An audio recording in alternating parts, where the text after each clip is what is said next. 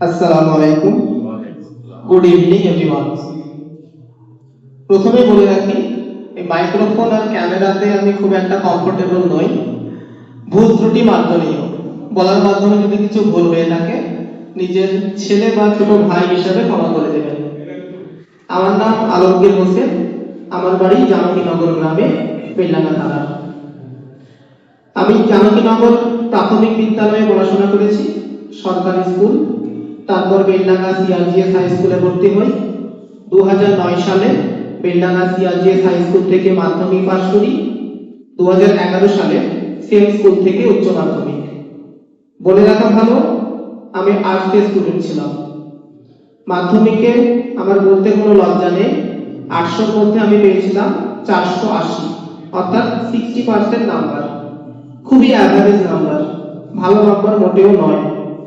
তারপরে আর্টস নিয়ে 2011 সালে উচ্চ মাধ্যমিক, আমার স্কোর ছিল 351, অর্থাৎ 70%, যেটাও অ্যাভারেজ নাম্বার। তারপরে গেলাম বহরমপুর কেএল কলেজ, রাষ্ট্রবিজ্ঞান অনার্স। 2014 সালে অনার্স কমপ্লিট করলাম।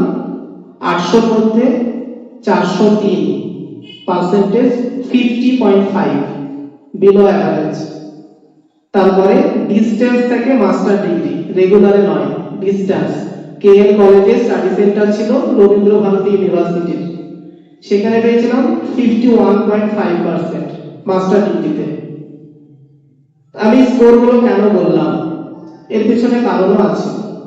আর আমি আর্টস ব্যাকগ্রাউন্ডের এটাই বা কেন বললাম, এর পিছনে কারণ আছে।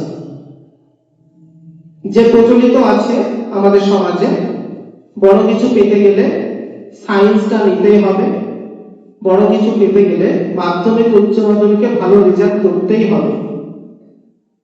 মাধ্যমিক উচ্চ মাধ্যমিকে ভালো রেজাল্ট করাটা জরুরি।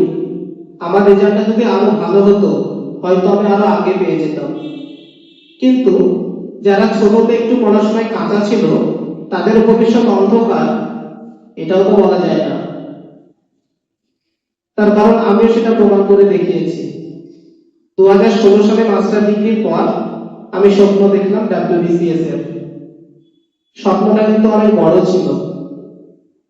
প্রথম পরীক্ষায় বসি 2017 সালে, প্রিলিমিনারি ফেল করলাম। তারপর 2018 সাল প্রিলিমিনারি পাস। 2018, 2019 দুইবার মেন্স পরীক্ষা দিলাম। প্রবীণ একটু আগে বলছিল 1600 নম্বরের মেন্স পরীক্ষা হয়, 1600, যেখানে অনেকগুলো সাবজেক্ট থাকে। তো আমি দুবারই পাস করতে পারিনি। 2020 সাল আমি প্রথম প্রয়াসে ব্যর্থ, মানে প্রিলিমিনারি যেটা হয় ফার্স্ট পরীক্ষা, সেটাতে আবার ফেল। তারপরে 2021, 2022, 2023 পরপর প্রিলিমস পাস করি।